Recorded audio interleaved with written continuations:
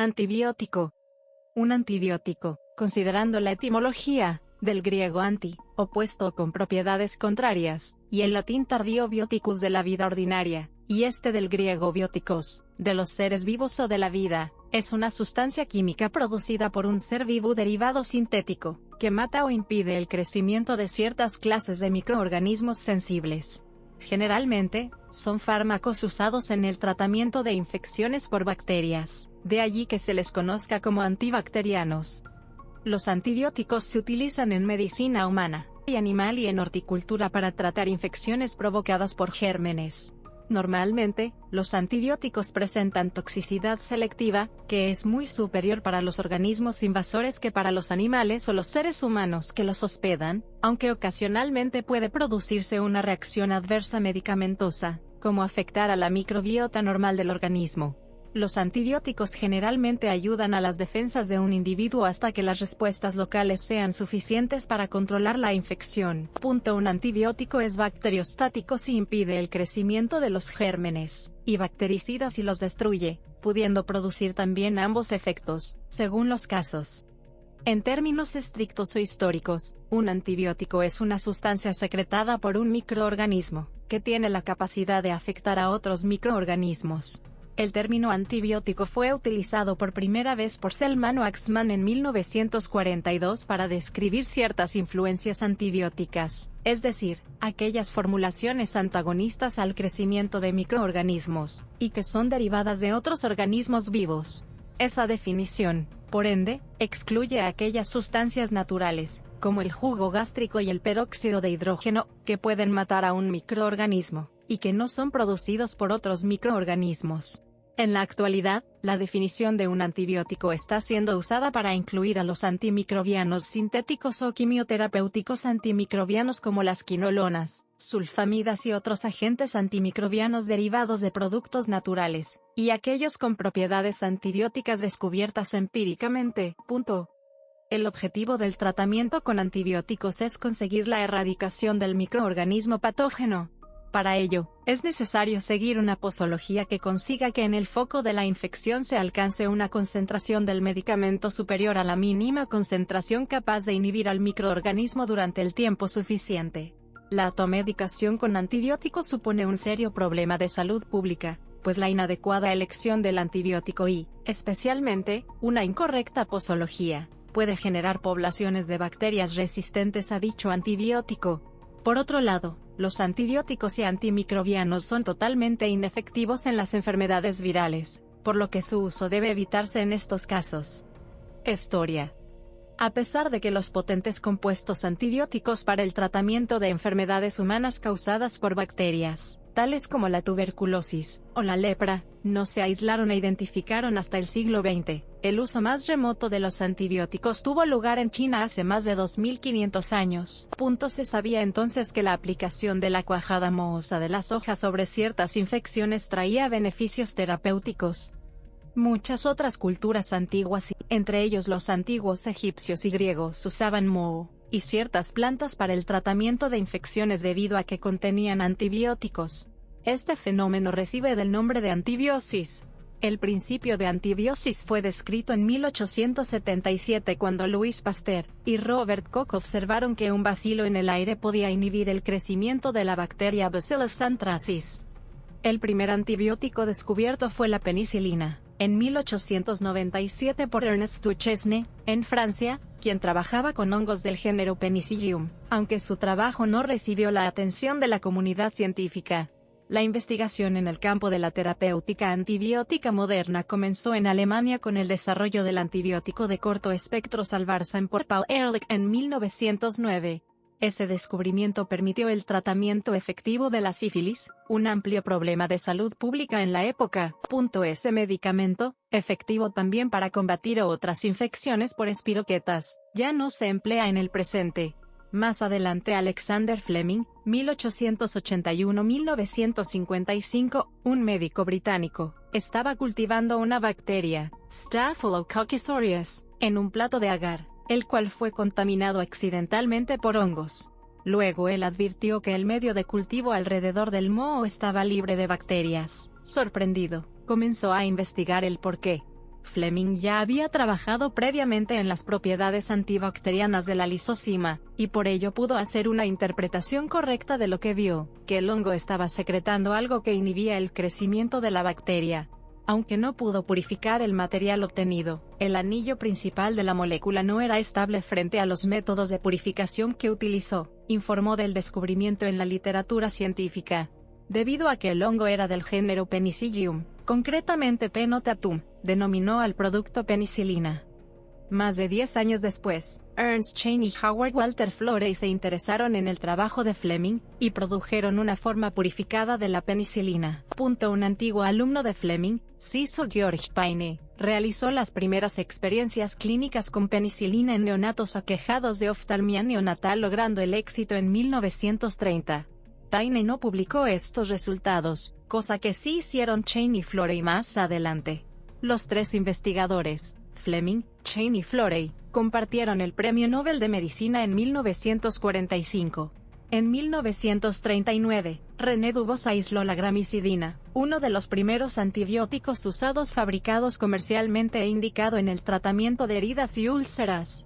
Debido a la necesidad imperiosa de tratar las infecciones provocadas por heridas durante la Segunda Guerra Mundial, se invirtieron muchos recursos en investigar y purificar la penicilina, y un equipo liderado por Howard Florey tuvo éxito en producir grandes cantidades del principio activo puro en 1940.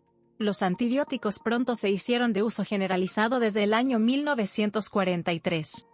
En marzo de 2000, médicos del Hospital San Juan de Dios de San José, Costa Rica, publicaron manuscritos de Clodomiro Picado que explican sus experiencias entre 1915 y 1927 acerca de la acción inhibitoria de los hongos del género Penicillium en el crecimiento de estafilococos y estreptococos infecciosos, motivo por el cual es reconocido como uno de los precursores del antibiótico penicilina, descubierta por Fleming en 1928.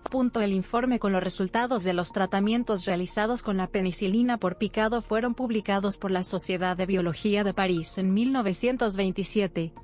El descubrimiento de los antibióticos, así como de la anestesia y la adopción de prácticas higiénicas por el personal sanitario, por ejemplo, el lavado de manos y utilización de instrumentos estériles, revolucionó la sanidad y se convirtió en uno de los grandes avances de la historia en materia de salud.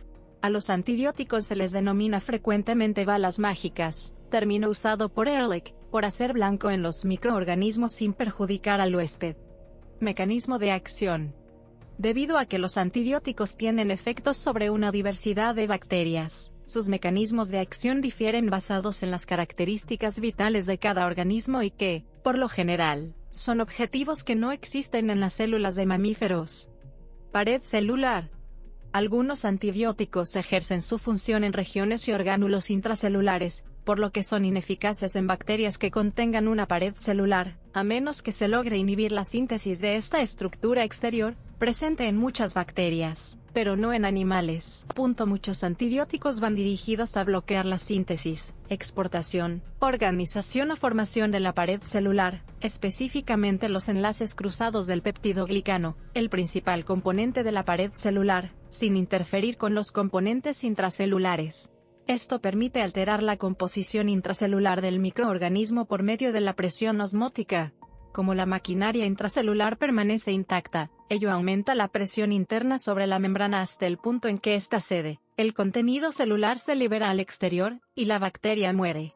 También permiten la entrada de otros agentes antimicrobianos que no pueden atravesar la pared celular. Algunos ejemplos clásicos son: membrana celular. Ciertos antibióticos pueden lesionar directa o indirectamente, al inhibir la síntesis de los constituyentes, la integridad de la membrana celular de las bacterias y de ciertos hongos. Las polimixinas, por ejemplo, son antibióticos que actúan como surfactante o detergente que reacciona con los lípidos de la membrana celular de las bacterias. Ello destruye la integridad de la permeabilidad de la membrana. Los elementos hidrosolubles y algunos que son tóxicos para el germen, pueden así entrar sin restricción al interior celular. La gramicidina forma poros o canales en las bicapas lipídicas. Acción sobre ácidos nucleicos, ADN y ARN, y proteínas.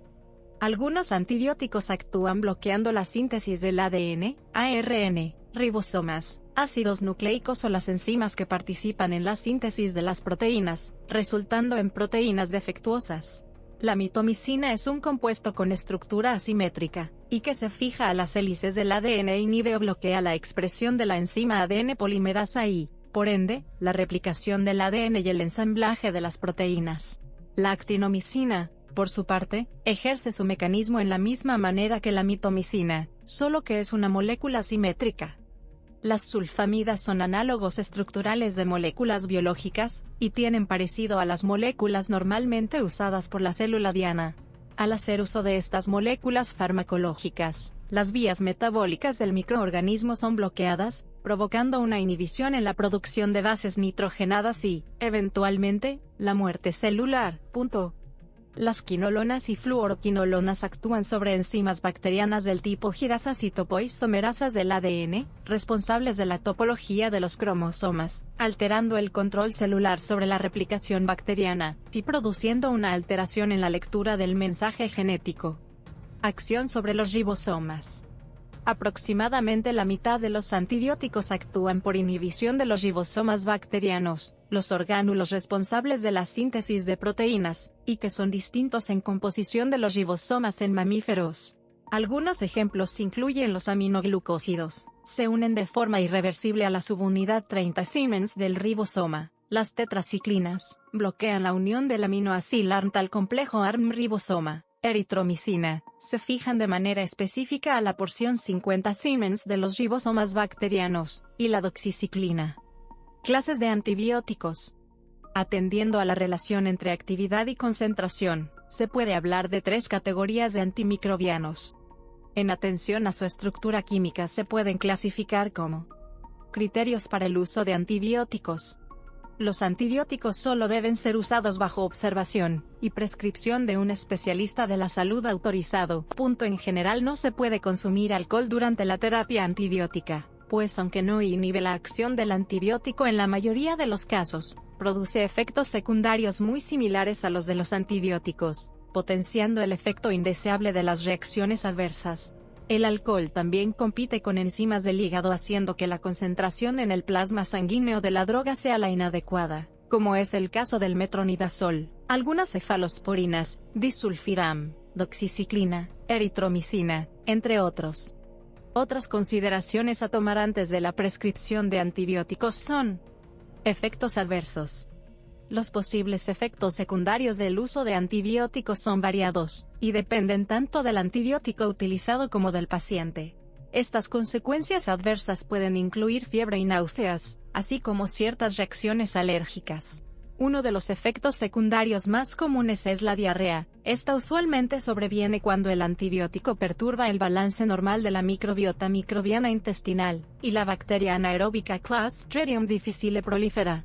Este tipo de perturbaciones no son exclusivas del sistema digestivo, pues alteran, por ejemplo, la microbiota vaginal, como en el caso de la infección por el hongo cándida, candidiasis. La interacción medicamentosa con otros fármacos puede provocar otros efectos secundarios como, por ejemplo, un elevado riesgo de daño de un tendón cuando se combinan antibióticos del grupo de las quinolonas y un corticoesteroide sistémico. Existe la hipótesis de que algunos antibióticos podrían interferir con la eficacia de las píldoras anticonceptivas. Sin embargo, no existen estudios concluyentes que demuestren ese hecho. Por el contrario, la mayoría de los estudios de investigación sugieren que los antibióticos no tienen efectos de interferencia con los anticonceptivos orales. Abuso de los antibióticos. Las formas usuales de abuso de los antibióticos incluyen la toma de antibióticos para una enfermedad no infecciosa o infección no bacteriana con fiebre, en particular el uso de antibióticos durante una infección viral, como un catarro o una gripe, así como la administración incompleta del antibiótico, generalmente debido a que el paciente se siente mejor una vez que la infección comienza a ceder. Estas situaciones pueden facilitar la aparición de poblaciones bacterianas que desarrollen resistencia antibiótica. Animales. Existe un debate sobre la conveniencia de incluir los antibióticos en la dieta de los animales de granja sanos. Los opositores de esta práctica indican que conduce a la resistencia a los antibióticos, incluyendo en bacterias que infectan a los humanos, como los géneros Salmonella, Campylobacter, Escherichia coli y Enterococcus. Además, La emisión de metano en los excrementos de ganado tratado con tetraciclina aumenta un 80% en comparación con los gases emitidos en los excrementos de ganado libre de antibióticos. La tetraciclina contenida en los excrementos del ganado tratado modifica la flora intestinal del escarabajo Aphodius fossor cuando el escarabajo se alimenta con dichos excrementos. La práctica continúa en muchos lugares, no obstante, debido a que los antibióticos en la alimentación del ganado proporcionan un aumento de peso, y porque tiene sentido económico para las granjas o ranchos individuales.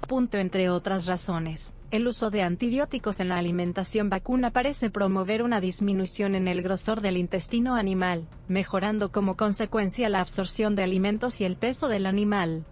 Se estima que más de un 70% de los antibióticos usados en los Estados Unidos se dan con los alimentos animales, como en el caso de gallineros, cerdos y ganado. En la Unión Europea y Estados Unidos, los animales de granja reciben al año más de 10.000 toneladas de antibióticos para acelerar el crecimiento y prevenir enfermedades. Las resistencias están extendidas en vertebrados marinos, quienes pueden ser importantes reservorios de bacterias resistentes a los antibióticos. Humanos. Un estudio de infecciones del tracto respiratorio encontró que los médicos tienden a prescribir antibióticos a pacientes que se pensaba que requerían del medicamento. Sin embargo, solo 1 de cada 4 de esos pacientes efectivamente los requerían. Existen diferentes formas de intervenir, tanto a pacientes como a sus médicos, con el fin de reducir la prescripción inadecuada de antibióticos. El uso excesivo de antibióticos de manera profiláctica entre viajeros puede también ser clasificado como un uso inadecuado de estos medicamentos. En general constituye un error común la utilización de la profilaxis para evitar la colonización por cualquier microorganismo, o todos ellos. Uso prudente de antibióticos. Debido a las consecuencias y efectos adversos para la salud humana derivados del uso inadecuado de los antibióticos, se han puesto en marcha diversas acciones por parte de las autoridades sanitarias y entidades científicas y profesionales con el objetivo de promover el uso racional de estos fármacos. Estas intervenciones son de muy diversas índoles, y van dirigidas al conjunto de la población. Entre otras, incluye resistencia a los antibióticos. Uno de los efectos colaterales del mal uso o abuso de los antibióticos es que las bacterias se vuelvan resistentes a sus efectos. En la síntesis evolutiva moderna que afecta la selección genética, se requiere que muy cerca de un 100% de los organismos infectantes sean erradicados para prevenir la aparición de una resistencia microbiana. Si una subpoblación de pequeño tamaño lograse sobrevivir al tratamiento y se les permite multiplicar, la susceptibilidad promedio de esta nueva población será menor que la original, puesto que descienden de organismos que ya sobrevivieron una vez al tratamiento original. Con frecuencia, esta supervivencia proviene de un compuesto de resistencia en la bacteria que sobrevivió y que será transmitida a su descendencia. En 1984 la mitad de las personas con tuberculosis activa en los Estados Unidos tenía una variedad que resistía al menos a un antibiótico. Entre 1985 y 1991 la tuberculosis aumentó en un 12% en los Estados Unidos, y un 300% en África donde el VIH y la tuberculosis se suelen encontrar conjuntamente. El Staphylococcus aureus resistente a meticilina es un microorganismo particularmente nocivo, que es muy común en hospitales. El estafilococo era una bacteria tremendamente susceptible a la penicilina en los años 1940 y que en el presente, casi todas las cepas de esa bacteria son resistentes a la penicilina, y muchas de ellas son también resistentes a nafcilina, de modo que solo queda el uso de drogas como la vancomicina para el tratamiento de algunas cepas resistentes. Otra bacteria resistente a poderosos antibióticos es la cepa de Enterococcus resistentes a la vancomicina. Así como el S. aureus, muchas otras bacterias causantes de enfermedades en el mundo se están volviendo resistentes a los tratamientos antibióticos más comunes. Ello ocurre cuando en la bacteria ocurren cambios o adaptaciones que le permiten sobrevivir aún en la presencia de un antibiótico que en alguna ocasión era capaz de matar o inhibir al germen. Varios estudios han demostrado una fuerte asociación entre el asistir a guarderías y un aumento en la frecuencia de niños portadores de Streptococcus pneumoniae y especialmente cepas resistentes a la penicilina y otros antibióticos. Las personas que lleguen a infectarse con bacterias resistentes a antibióticos tienen una mayor probabilidad de tener una más larga y cara estadía hospitalaria y, como resultado, tienen un mayor riesgo de que la infección se vuelva letal. Un reporte del Centros para el Control y la Prevención de Enfermedades de los Estados Unidos determinó que en 1974, un 2% de las infecciones hospitalarias en ese país eran causadas por el S. aureus resistente a la meticilina, mientras que en 1995 eran del 22% y del 63% en 2004. En algunos casos, como en ciertos hospitales, el uso de antibióticos de bajo costo se ve limitado a la cantidad de resistencia ya existente en los patógenos. Ello conduce a la necesidad de administrar antibióticos menos usados, lo que a su vez conlleva a un aumentado riesgo de la aparición de resistencias a esos fármacos. La resistencia a antibióticos ocurre por uno de 4 posibles mecanismos. La resistencia que ha sido adquirida por un microorganismo es transmitida a través de los genes a su progenie. Esta resistencia también puede ser transmitida de una bacteria a otra que no es su progenie por medio de fragmentos de cromosoma llamados plásmidos. Los plásmidos le permiten a una bacteria transmitir su capacidad de resistencia, adicional a cualquier otra información incluida en el plásmido, incluso a bacterias que sean de una especie diferente. Ciertos organismos de salud como la Administración de Drogas y Alimentos estadounidense, han prohibido el uso de antibióticos como la enrofloxacina, de uso veterinario, por causar la aparición de resistencia a bacterias como el género Campylobacter, por ejemplo. Adyuvantes. El incremento de los microorganismos resistentes a múltiples antibióticos ha estimulado la evolución de estas terapias. Una solución para combatir la resistencia a antibióticos es el desarrollo de compuestos farmacéuticos que reviertan la resistencia microbiana. Estos agentes se conocen como modificadores de resistencia, y su diana es el mecanismo empleado por el microorganismo para conferirle resistencia a los antibióticos. Estos compuestos incluyen alternativas a los antibióticos. También están apareciendo terapias alternativas al uso de antibióticos, como la terapia con bacteriófagos, que emplea un grupo de virus para invadir a las bacterias y alterar la programación genética que le confiere resistencia a los antibióticos. La terapia con fagos aún está en sus estudios iniciales de investigación y su aplicación real es muy limitada. Las bacteriocinas son toxinas de naturaleza proteica producidas por bacterias para inhibir el crecimiento de otras bacterias. Se ha estudiado el uso de esas moléculas como agentes terapéuticos en sustitución de los antibióticos. Algunas de las bacteriocinas estudiadas con este propósito incluyen las microcinas y los antibióticos. Su aplicación se ha propuesto fundamentalmente para aplicación tópica y gastrointestinal. Producción comercial. No fue sino hasta 1941 que Florey y Chain desarrollaron métodos para producir penicilina comercialmente para uso humano. Puesto que la Segunda Guerra Mundial estaba en pleno apogeo, los esfuerzos de producción de penicilina se enfocaban a la distribución entre los soldados aliados. Cuando Inglaterra, donde trabajaban Florey y Chain, perdió la capacidad industrial para producir el antibiótico, el proceso se trasladó a los Estados Unidos, donde se desarrollaron nuevos procedimientos para la producción masiva de los medicamentos. Poco antes de la conclusión de la Segunda Guerra Mundial, la penicilina ya estaba comercialmente disponible para el público en general. Si bien algunos de los antibióticos más empleados son producidos naturalmente por microorganismos, como la penicilina, se han realizado esfuerzos de biotecnología para incrementar la productividad y el rendimiento de las cepas empleadas. De este modo, las cepas comerciales empleadas en la actualidad producen 40.000 veces más antibiótico que el aislado original de Fleming. Hacia fines de la década de 1960, los investigadores descubrieron que las bacterias crecían mejor en el espacio exterior.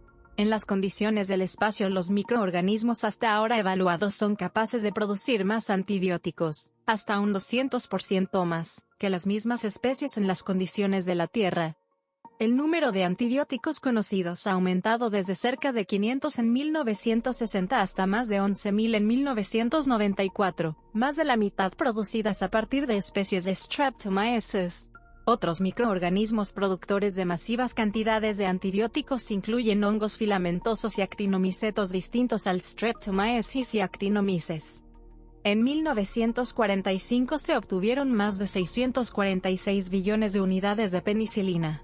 En 1980, el antibiótico más producido era la cefalosporina, seguida de la ampicilina y la tetraciclina. En total se estimaba que la producción mundial de antibióticos ese año superaba las 100.000 toneladas, con ventas en los Estados Unidos de cerca de $1.000 millones. En el presente, el mercado anual mundial está valorado en más de $20.000 millones. El costo de introducir un nuevo antibiótico al mercado, desde su investigación y desarrollo, es de aproximadamente $1.200 millones.